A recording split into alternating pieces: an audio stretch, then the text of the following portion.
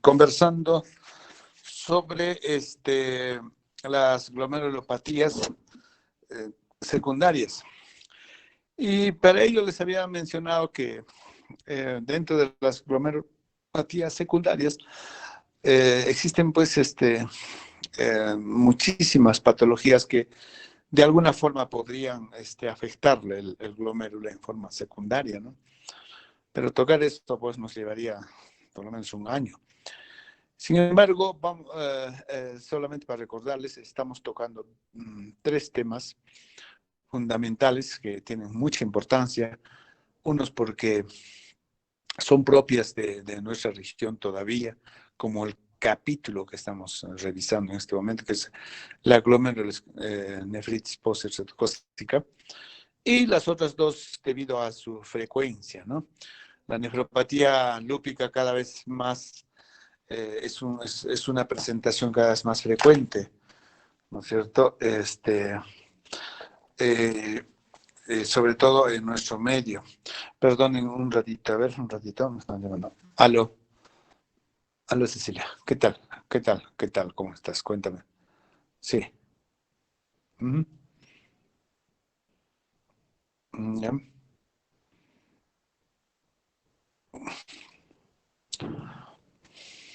Uh -huh.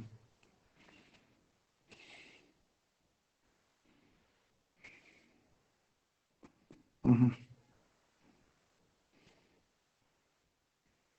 Uh -huh. Uh -huh.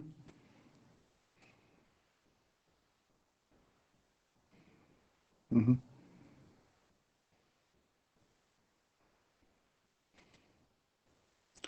Sí. Uh -huh. Uh -huh.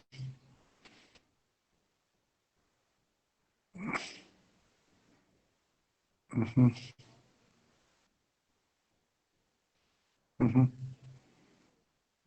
Ya. Lógico. Llámale al doctor Eric Flores. Ya. Sí, dile que ya adelante es el director sobre ese mismo tema. Le ha estado llamando al doctor Flores, usted que es jefe del área. Le ha estado llamando porque este señor, no sé quién ha estado, ¿no? Simple y llanamente lo ha hecho esperar no sé cuánto tiempo. Al final le ha dicho que no lo va a hacer y lo ha regresado al paciente. Y ahora el doctor Nieto le ha estado llamando, usted no le ha contestado y ahorita estoy volviendo a llamar porque es un caso que ahorita en el piso están haciendo problemas porque hay una sospecha fuerte que sea. ¿Ya? Así dile así a mi nombre, ¿ya? Yo voy a terminar mis clases virtuales, a las 4 me llamas y me dices en qué han quedado. Ya, listo, ya Cecilia. Ok. Muy bien, entonces les había mencionado que la nefropatía lúpica es una complicación pues, del lupus eritematoso sistémico que cada vez se ve con mayor frecuencia en el mundo, en Latinoamérica y sobre todo en Perú y en el Cusco. O sea, yo no concibo en este momento que ninguno les falte ver un caso de lupus. Entonces ese tema obligadamente tenemos que repasar y también les he mencionado que la nefropatía lúpica, la nefropatía diabética siendo la diabetes mellitus un problema de salud pública mundial, ¿no? Ya se considera como una pandemia también, ¿no? Entre comillas, obviamente. También, ¿cómo se llama? Lo vamos a revisar, ¿ya? Después de eso viene el examen, ya se ha quedado con el delegado. El examen va a ser el día lunes. Ya el lunes, no sé, vamos a definir la hora, si será en la tarde o en la noche. Yo creo que va a ser en la noche como la anterior vez. ¿Ya? Indefectiblemente, porque si no avanzamos, el ciclo está considerado solamente hasta el 15 de julio total, o sea, ya terminado en su totalidad. Así que tenemos que sí o sí nosotros como nefrología dar Doctor, esta revisión. doctor, buenas Sí. tardes. Disculpe. Respecto a eso del examen, ahora recibí un par de comentarios de las delegadas del grupo C y D indicándome que los doctores aún no han terminado sus temas. El C me indica que están en cambios mínimos y el D me indican que recién estaban entrando a lo que era focal segmentaria, si no me equivoco. y sus doctores dijeron que el lunes era un poquito precipitado porque no iban a alcanzar, al menos en el grupo D. No sé si le iban a, iban a conversar con usted el día de hoy o cómo iban a hacer, porque nosotros también tenemos dos exámenes seguidos, el día domingo y el día martes. Entonces, no sé si podría... No, tienen que ver la forma como lo van a tener que igualar los otros doctores, porque no tenemos tiempo. Ya se viene julio. Y en julio ustedes saben que todo se les va a venir mañana, tarde y noche y van a tener problemas. Entonces yo voy a exigir que, no sé, tienen todavía mañana, jueves, viernes, sábado, domingo para hacer clases. Yo creo que no va a haber problema de eso, ¿no? Porque sencillamente creo que es focal cementaria y terminar el resto, ¿no?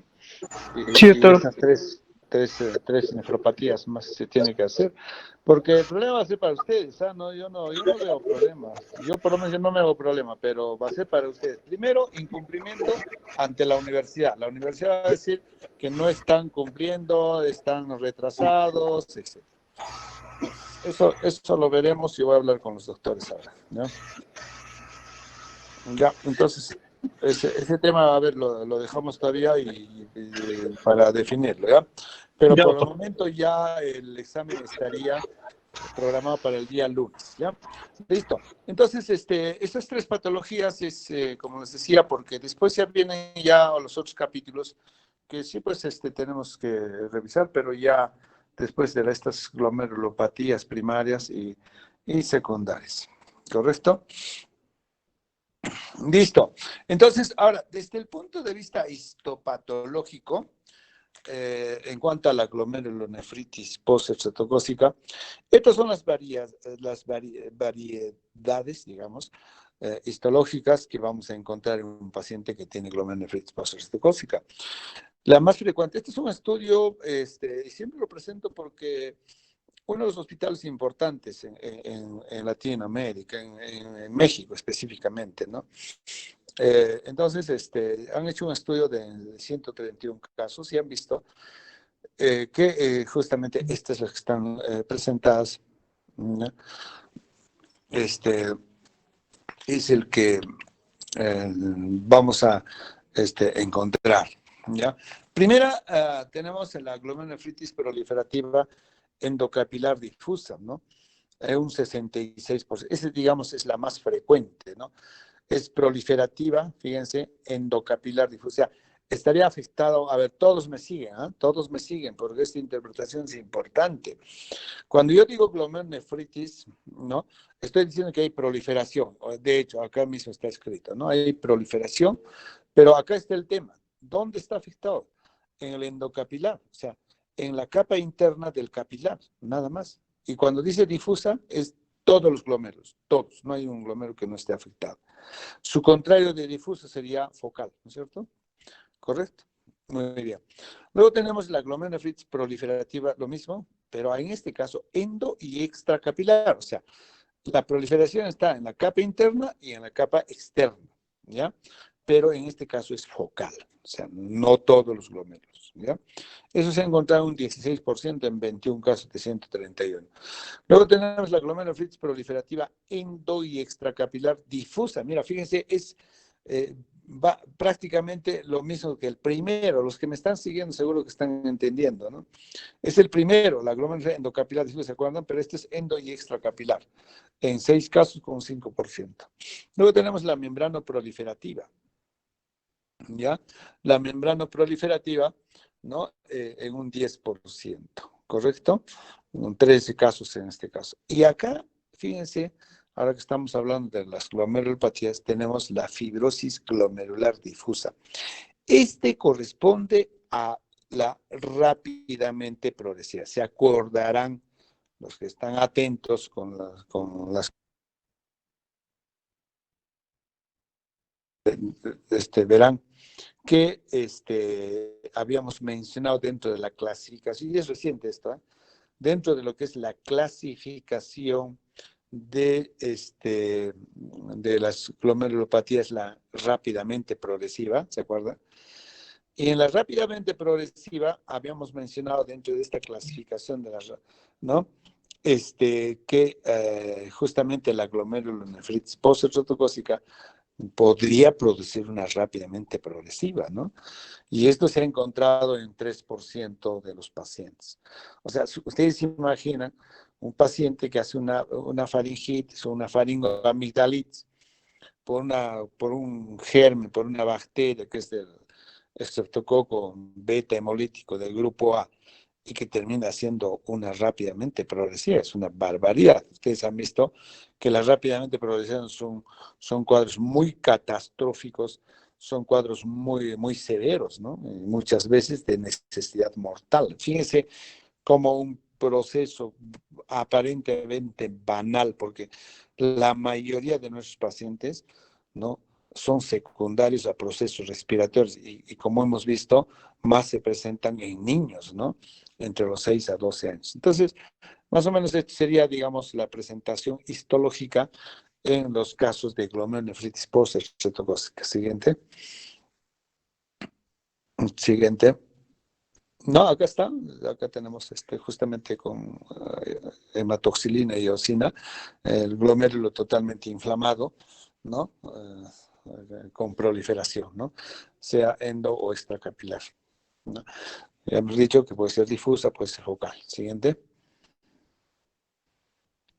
También acá, nuevamente, tenemos, ¿no?, esta foto.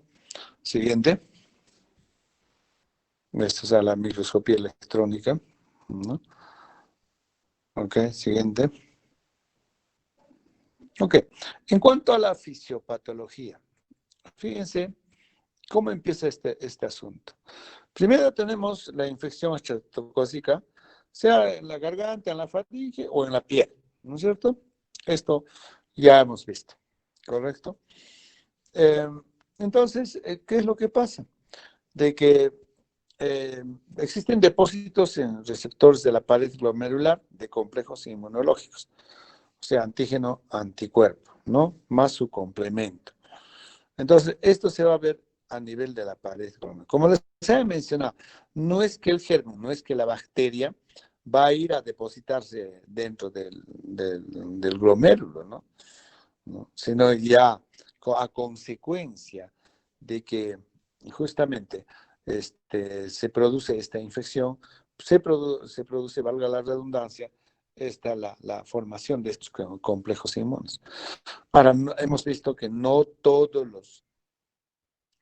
las bacterias van a tener la posibilidad de producir una glomerulonefritis, ¿no?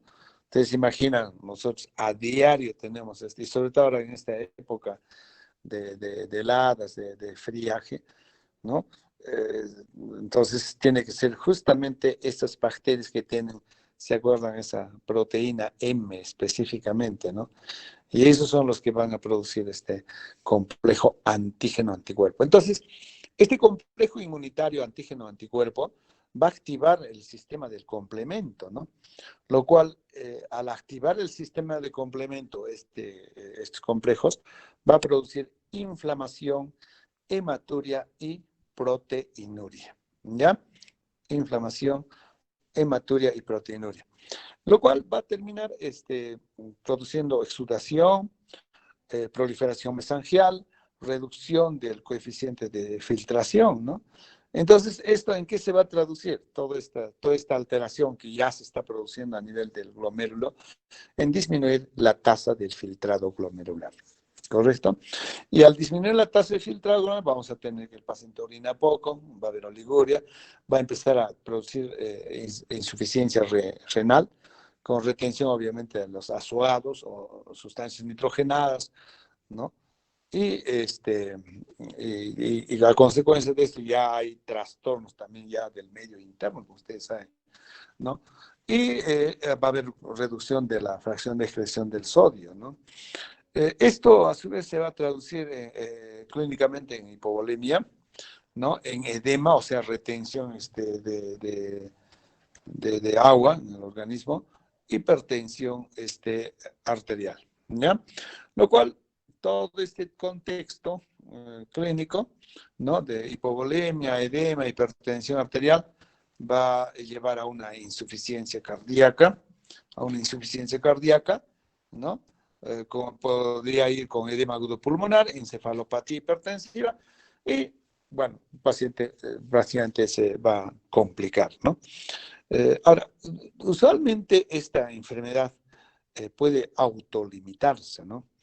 Puede resolver así espontáneamente, puede recuperarse.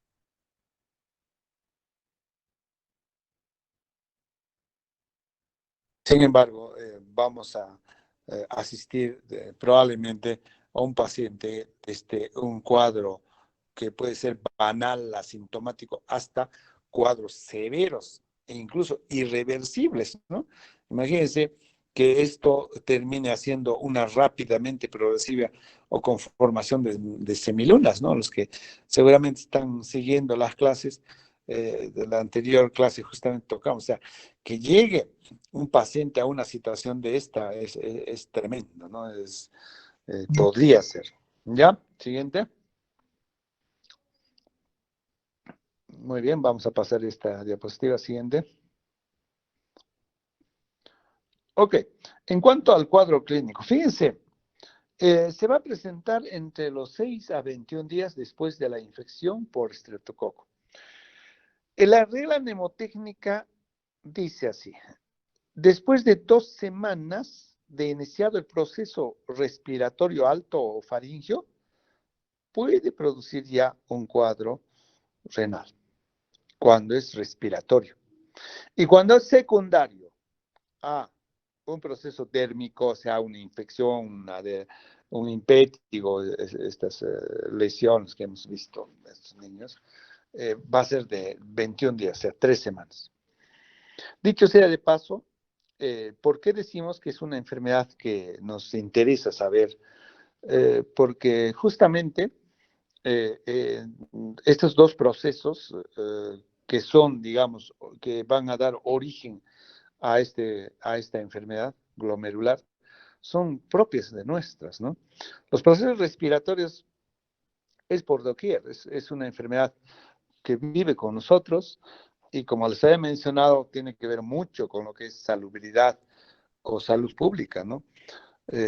Sobre todo en las zonas o áreas pobres, urbanos marginales o rurales. Y dentro de esos está pues, justamente la contaminación ambiental, la contaminación, digamos, del hogar, de la casa, que muchas veces todavía en las zonas urbanos marginales y rurales sobre todo, todavía, por ejemplo, la cocina con leña, ¿no?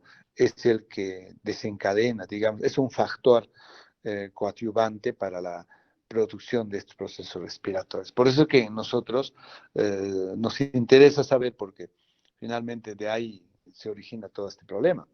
El otro tema es el impétigo, y eso también tiene que ver con salubridad, ¿no? La higiene de estos niños, ¿no?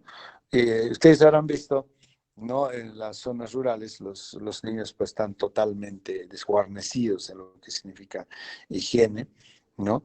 Entonces van a sus centros educativos, bueno, en fin, juegan en pozos o en riachuelos totalmente contaminados. Entonces, estos niños, ¿no? Prácticamente están con sus lesiones dérmicas. Incluso en un trabajo que se hizo acá en el hospital, se vio que más eran varoncitos que mujeres. Y una de las explicaciones era que justamente los niños, los varoncitos son más traviesos, son los que están más en contaminación con esto de las aguas servidas, ¿no? Las aguas empozadas, que finalmente van a producir las lesiones dérmicas, impétigo, ¿no? Muchas veces hasta con ampollas purulentas, ¿no? Y eso va a conllevar a este cuadro. Entonces, esos dos temas son latentes para nosotros. Por eso es de que estas glomerulonefritis postestreptocócicas en nuestro medio, en nuestro país y acá en el Cusco y en zonas rurales, pobres, lo vamos a tener. Seguramente ustedes cuando vayan a trabajar en una comunidad rural, en un establecimiento de salud, ¿no? De estos pueblos, de estas zonas rurales, van a encontrar niños como esto. Y es posible que terminen haciendo una glomerulonefritis post-estreptocócica, ¿ya? Eso entonces, la importancia de que nosotros conozcamos. Estas enfermedades, ustedes se preguntan, en Europa, hay poco o nada. En Suiza ni conocen, ¿no? Una glomerulonefritis post-estreptocócica, porque ya hemos dicho, tiene que ver las condiciones de salubridad, las condiciones socioeconómicas, ¿no? Y por lo cual entonces estos países raramente o no las tienen, ¿no? Ahora, entonces, eso es el tema. La regla mnemotécnica dice entonces, después de un proceso respiratorio de 2 semanas, podemos tener una glomerulonefritis post-estreptocócica. Y después de 3 semanas, ¿no? En promedio después de una infección, ¿no? O sea, esa es la clásica por las cuales vienen los papás, pues los traen a una posta, a un establecimiento de salud. Mi hijo solamente estaba con la gargantita y por qué se está hinchando, porque está orinando con sangre, en fin, ¿no? O decir, pues mi hijo está con sus lesiones en la piel, pero ¿por qué me dicen que el riñón está alterando, ¿no? Entonces son los motivos de la consulta. Muy bien, la presentación, como les había mencionado, son niños entre los 6 a 12 años o 4 a 9 años, pero lo cierto es de que son pequeños, son niños, ¿no? Los que presentan mucho más frecuente este proceso. Es más frecuente en varones, ¿ya? Y la causa de consulta, a ver, ¿por qué consultan más estos niños? Por edema periorbitario, hinchazón de los ojitos, ¿no? ¿Por qué se está hinchando los ojos? Ese es el tema, ¿ya? Y muchos de ellos también pueden presentar, como vamos a ver, con hematuria. Está orinando con sangre, ¿no? Siguiente. Bueno, acá tenemos justamente, ¿no? Puede ser que el paciente presente hematuria, no puede ser que el paciente esté hinchadito los ojos, puede ser que esté con presión alta, en fin, y todo esto podría ser parte o es parte del cuadro clínico, ¿no? Siguiente. ¿Ya? Entonces, como habíamos dicho, ese periodo en el cual se inicia el proceso originario, que puede ser el faríngeo o cutáneo, va a tener su tiempo. Eso se llama periodo de incubación, ¿no? Entonces, el periodo de incubación, desde que inicia el proceso respiratorio hasta la presentación del cuadro clínico renal, es de 2 semanas en promedio, para casos respiratorios, y para casos dérmicos, 3 semanas en promedio, desde el inicio de la infección hasta la presentación del problema renal, ¿no? Esa es una situación más o menos en promedio. No estoy viendo la diapositiva. Tienes que compartirlo, no sé, a ver. Un momento, doctor.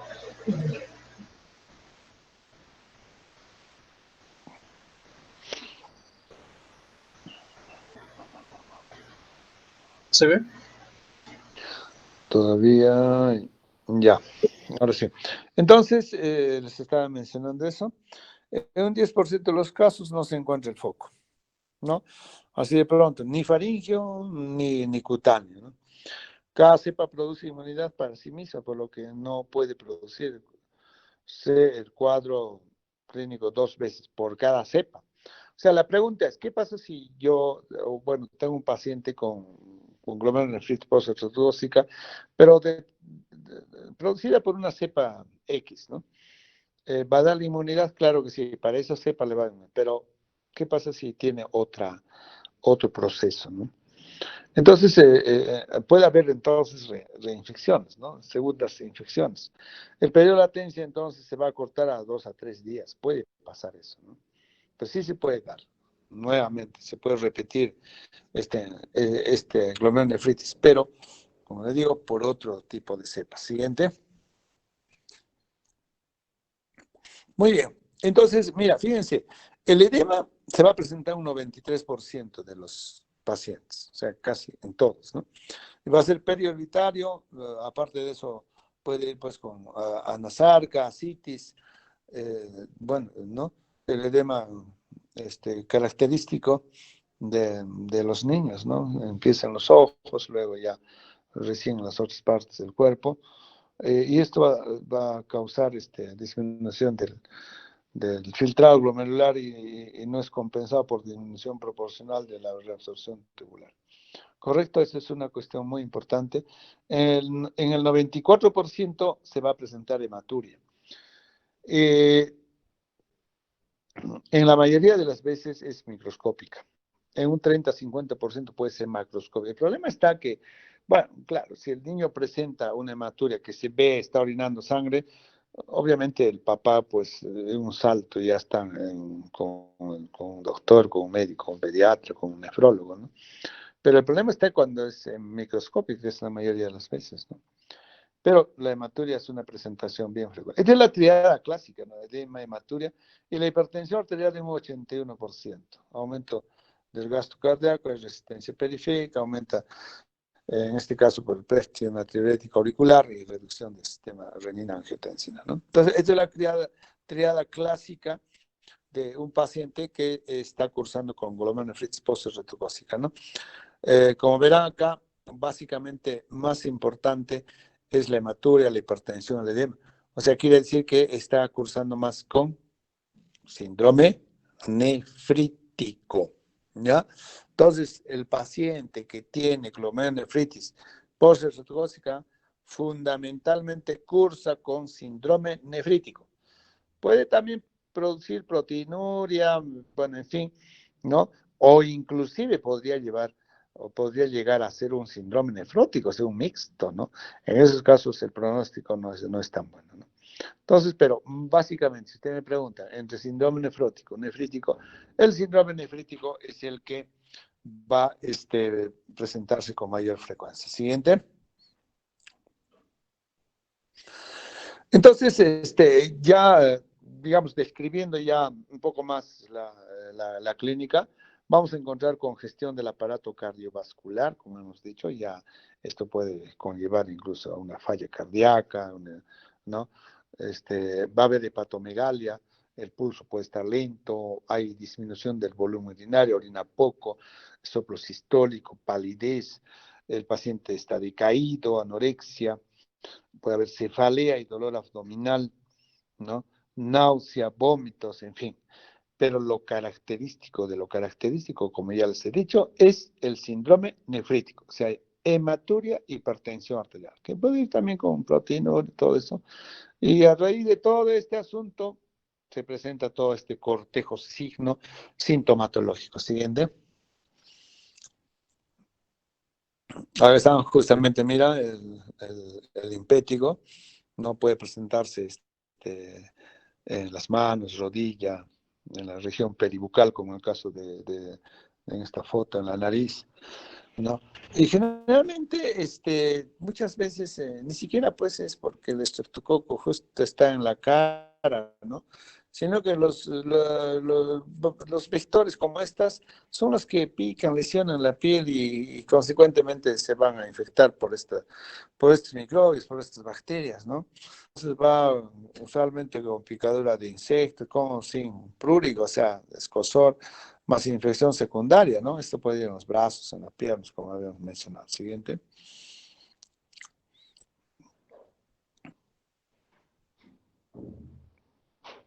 No, muchas veces también puede ser secundario o al mismo tiempo presentarse con escabiosis, ¿no? La famosa rasca, ¿no?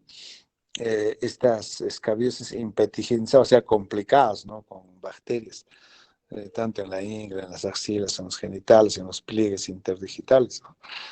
Eh, Obviamente, entonces, también a raíz de esto va a producir una serie de situaciones en las cuales inclusive hay que hacer diagnósticos diferenciales, ¿no? Siguiente.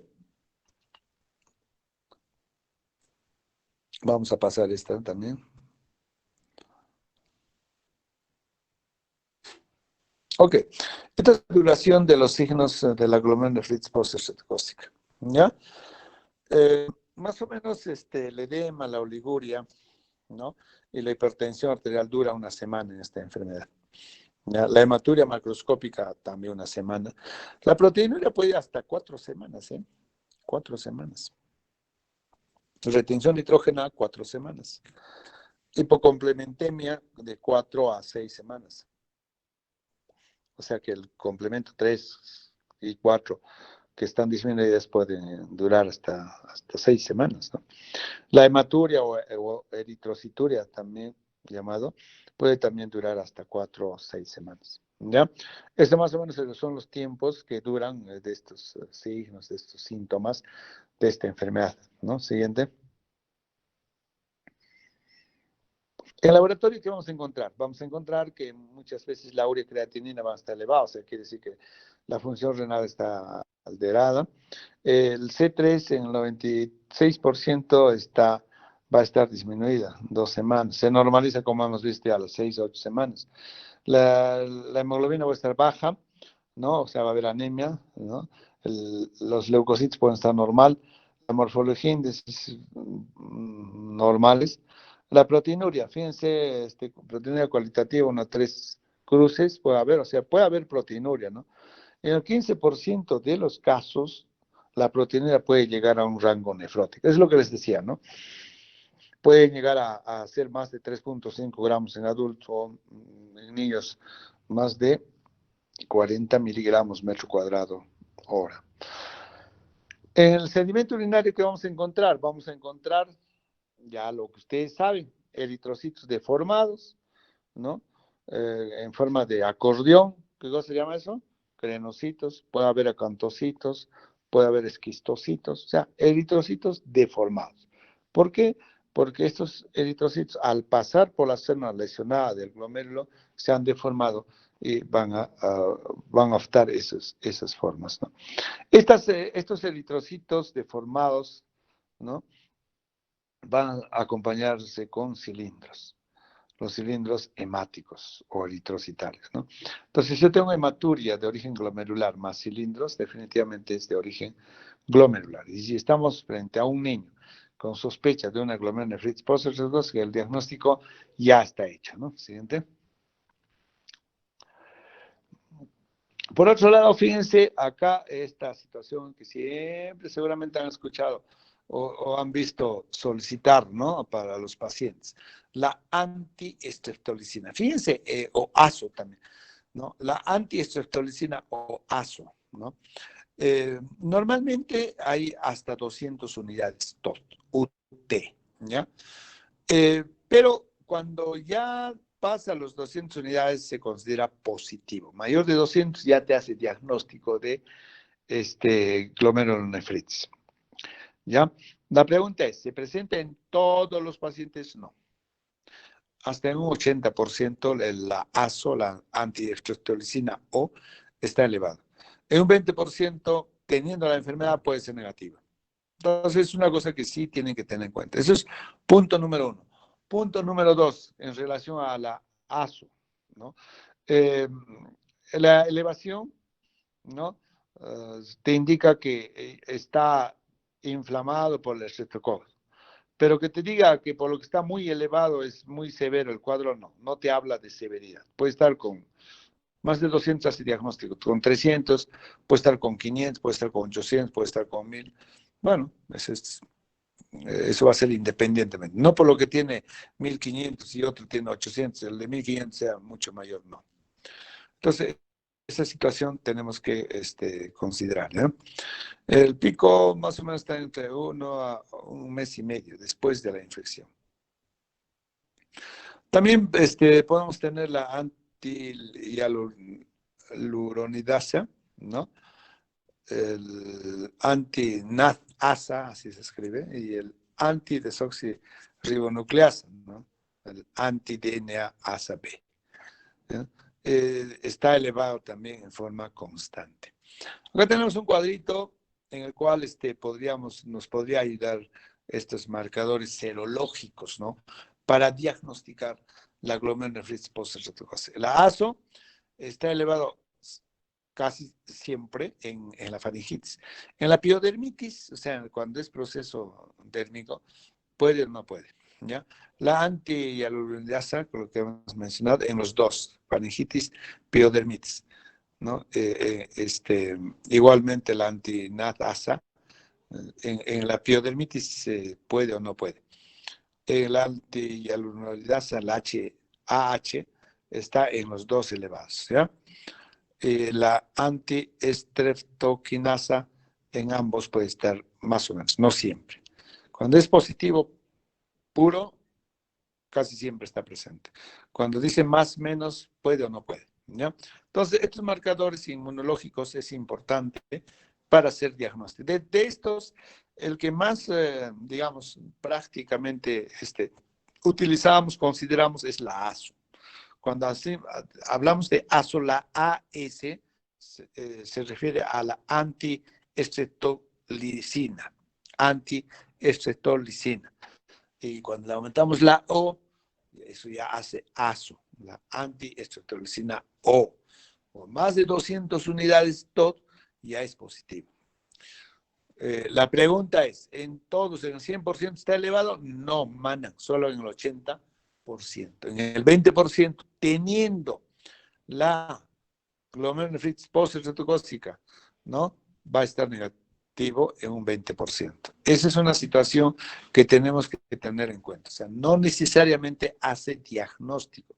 Ustedes van a ver que mucho se abusa de estos exámenes, ¿no? Nosotros los médicos abusamos mucho cuando tenemos un paciente con proteinúria, hematuria o cualquier situación, etcétera, pedimos inmediatamente ASO. Y el ASO solamente es, como les he dicho, como antiestreptolicina para la estreptococo, básicamente. Siguiente. Entonces, si todavía tenemos la posibilidad de hacer un cultivo digamos, de la faringe, vamos a ver, ¿no? Los cultivos del estreptococo beta hemolítico no es 100% positivos. En el caso de la faringitis o piodermitis, o sea, no siempre vamos a encontrar que va a estar positivo, ¿no? Idealmente, cuando estamos frente a una lesión dérmica, hay que levantar la costra y cultivarlo, la sangre o la pus que brota por debajo de la misma. Esa es la técnica adecuada, ¿no?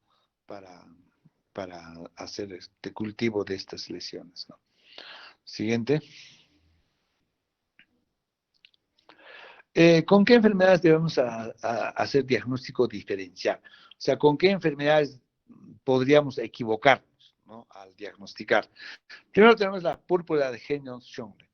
La púrpura de Heno-Schönle es una enfermedad con lesiones justamente de tipo purpúricas en la piel que empiezan desde abajo, miembros inferiores, y progresivamente se va subiendo a todo el organismo, ¿no? Bueno, podrías hacer un diagnóstico diferencial con esto, ¿no? El tema es de que justo el Heno-Schönle también se presenta en niños, ¿no?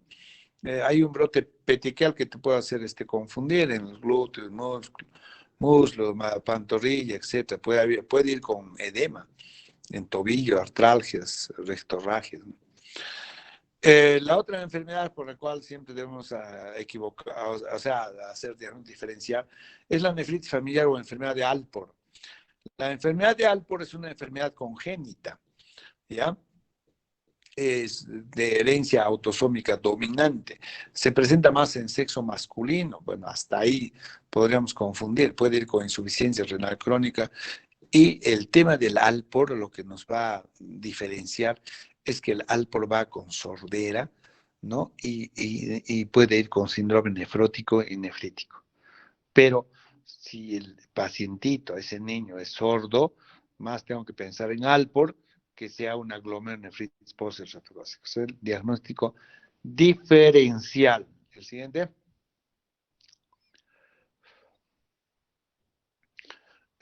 Bueno, en las reagudizaciones de esta enfermedad vamos a encontrar siempre que el marcador del C3 está bajo, ¿no?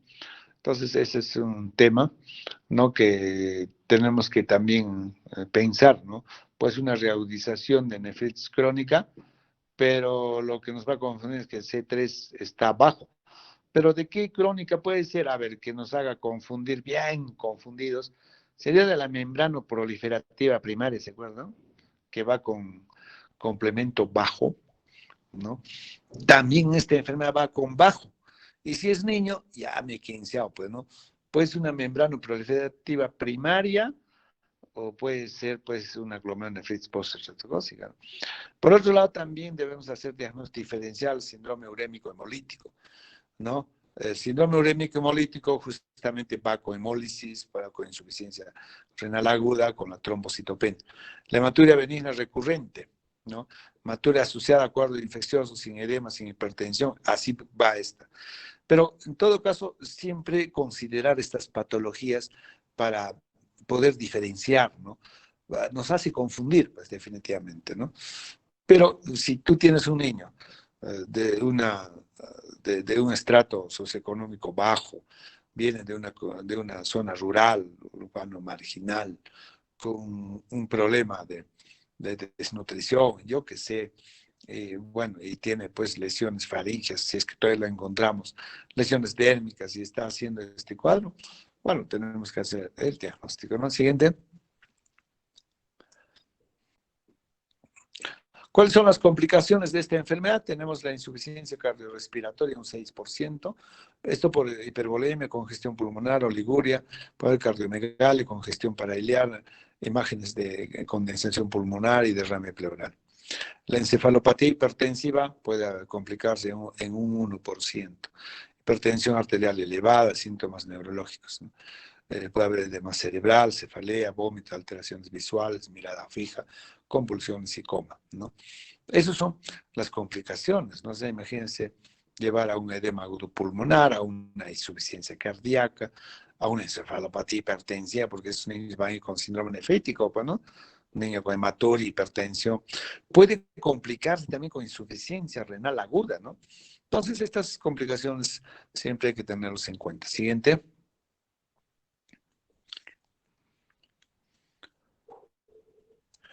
Ahora, ¿cuándo debemos hospitalizar a estos pacientes? Cuando la presión arterial está alta, más de 150 sobre 100 milímetros de mercurio. Cuando hay signos de insuficiencia cardíaca, el corazón está fallando. Cuando hay encefalopatía hipertensiva, no hay ya insuficiencia renal, o sea, con nitrógeno ureico mayor al 50% y esté haciendo hipercalemia, con oliguria acentuada, no orina el niño, está hinchado, anasarca.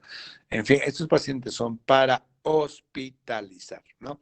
Y también un criterio para hospitalizar es hacer diagnóstico diferencial.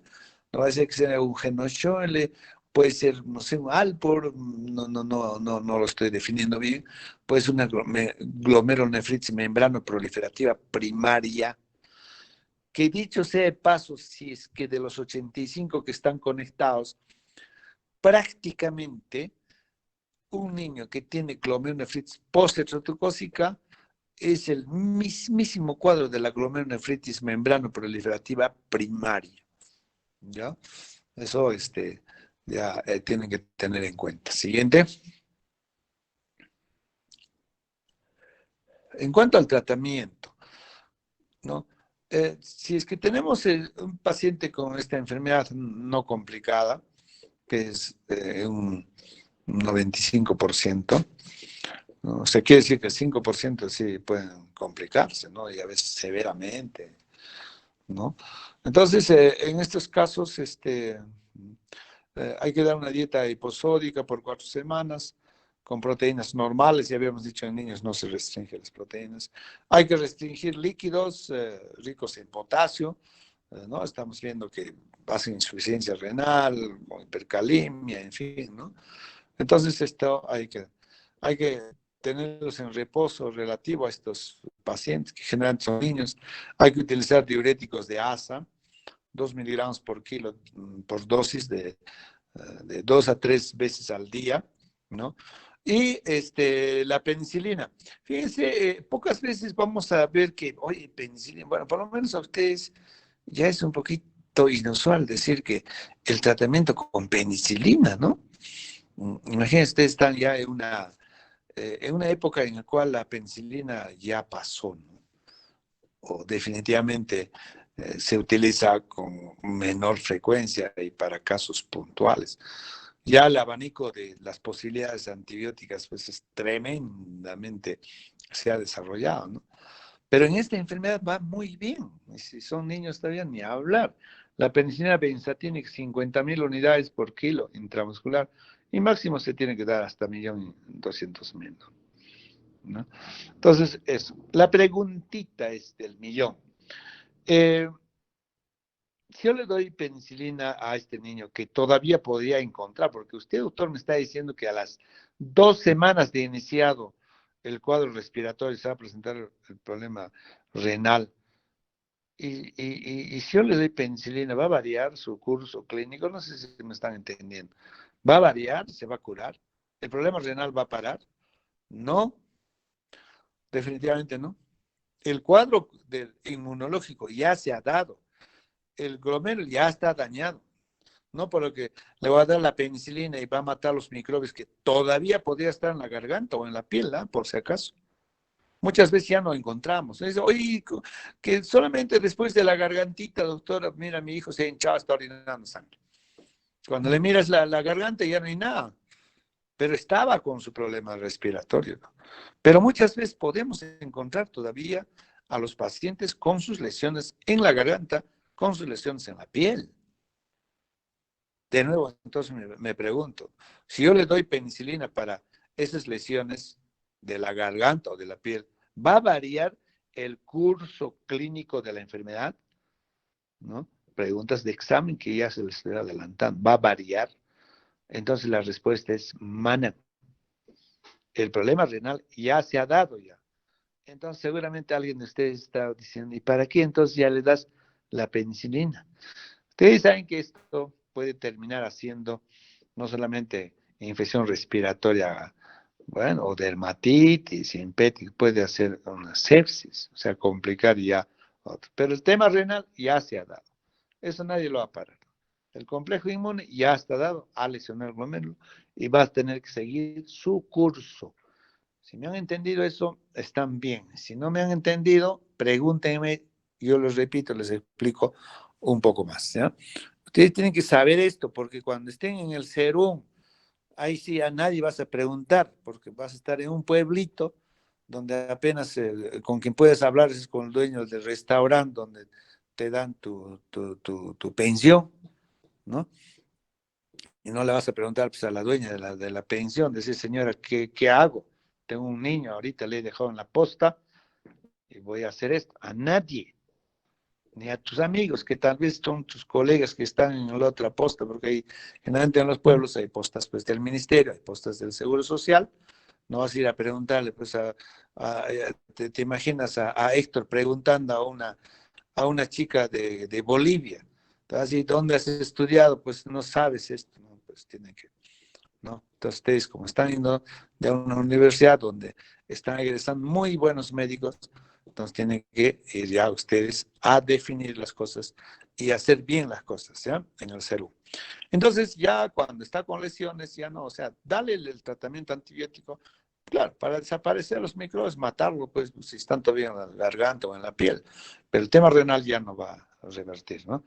Va a seguir su curso. Y obviamente hay que, si es que tiene lesiones en la piel, a la higiene es importantísimo, con jabón, ¿no? Ungüento, pueden ponerle, no sé, cremitas antibióticas en la piel, etcétera, ¿no? Siguiente. ¿No? ¿En qué casos? Bueno, entonces, en estos glomerulonefritis complicadas, ¿no? Hemos visto ya a qué pacientes debemos hospitalizar. ¿Qué debemos hacer? Una vez hospitalizado, tenemos que indicar que la dieta debe ser bajo en sal, ¿no? Hay que dar diuréticos que orine porque este paciente está reteniendo líquido. Podemos darle de 2 a 4 miligramos por kilo dosis intravenosa cada 4 a 6 horas, ¿no? Eso hay que indicar, dependiendo de que requiera soporte ventilatorio. El paciente puede estar haciendo insuficiencia cardíaca, ya con edema pulmonar, en fin, entonces ahí vamos a necesitar, ¿no? Hospitalizarlo y apoyarlo. Debemos darle, los pacientes muchas veces están muy ansiosos, podemos darle diazepam, midazolam, y sobre todo si presenta crisis convulsivas, ¿no? Muchas veces estos niños pueden hacer hipertensiones muy severas con convulsiones, ¿no? O tal vez una alteración, no sé. A ver, si ustedes me preguntan, un niño que está con una glomerulonefritis post-retogócica complicado, y está presentando convulsión, doctor, ¿qué podría estar pasando con este niño? Entonces, si ustedes están en Huir o están en Charate, Me llaman nomás, pues, y me dicen, doctor, está pasando esto con este niño. ¿Por qué está convulsionando? ¿Cierto? A responder que probablemente lo que podría estar haciendo este niño es una encefalopatía hipertensiva. Su presión está muy alta y está convulsionando. Oye, pero si tienes una posible glomerulonefritis postherpetóxica, tal vez te está haciendo trastorno medio interno, el sodio. Pero doctor, yo no tengo electrolitos, ¿cómo podría? Pero recuerda, pues te voy a decir, recuerda de tu clínica, cuando hay hiponatremia, ¿qué es lo que pasa? Hacen entonces no va a ser de que esté haciendo una hiponatremia, ¿no? En fin, hay muchas formas de explicarse que un niño esté convulsionando cuando está con este problema, ¿no? Entonces hay que hacer el manejo de la hipertensión arterial, hay que hacer, si es que el paciente hace insuficiencia renal aguda y ya tiene criterios para dializar, el más indicado de la diálisis va a ser la diálisis peritoneal aguda a estos niños, ¿ya? Entonces, también, como vamos a ver cuando hablemos de insuficiencia renal aguda, tiene sus criterios, cuándo hacerle un apoyo dialítico. Siguiente. Muy bien, entonces con eso hemos terminado. Nos faltaría dos temas, que es la nefropatía lúpica y la nefropatía diabética, para que nosotros podamos terminar. En realidad, en general, estos niños tienen buen pronóstico, ¿no? En adultos, bueno, por si acaso, si hemos apuntado todo a los niños, es porque se presenta más en niños, pero puede también presentarse en adultos, cuidado, ¿no? Entonces la medicina no es nada absoluto, pues. Puede presentarse en adultos. Yo he visto casos en adultos, una glomerulonefritis postherpetóxica. Pero en adultos la mortalidad puede ir en un 20%, ¿no? Siguiente. Sí, todavía, ¿eh? Ok, listo. Ahí terminamos. Tenemos dos temas que lo vamos a tener que hacerlo el día sábado, suficiente. Vamos a hablar dos temitas muy, muy bonitos. Bonitos desde el punto de vista académico, ¿no? Pero nunca